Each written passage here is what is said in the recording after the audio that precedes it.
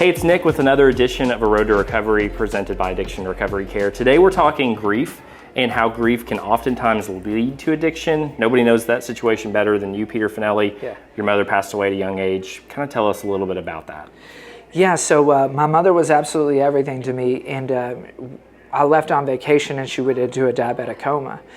Because I was not there, she lay there 3 days unconscious when I was showed up to the hospital, and they gave me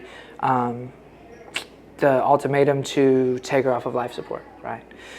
That was a very extremely hard decision to make, and after I made that decision, it left me with a huge void inside my soul, right?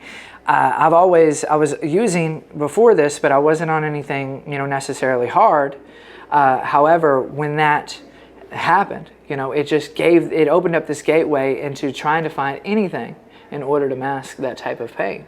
So of course, when I'm using, I'm not thinking about the death of my mom, I'm just thinking about how I can get another high. And Peter, you work with people in recovery every single day now. A lot of people that are newly in recovery. What do you say to them when they have a similar situation like you, that grief led them to addiction? I think in the beginning stages, you're still up in the air of whether you really want this life. You're very heartbroken, you're hurt, you're in pain.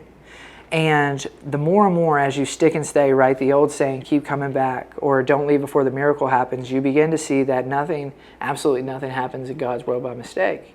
This was something that I was able to use in order to be able to cope with the death of my mom. And, for somebody out there right now that is struggling with this, what's your advice? Man, there's a solution. That's the main thing. I never knew anything about recovery until I showed up in treatment for my first time. And I couldn't get behind it at first. Sure. The more and more I sat and listened, and I began to be honest with myself of who I was, the pain that I caused the people, and the pain that I was dealing with, was when it opened up the doors. Yeah.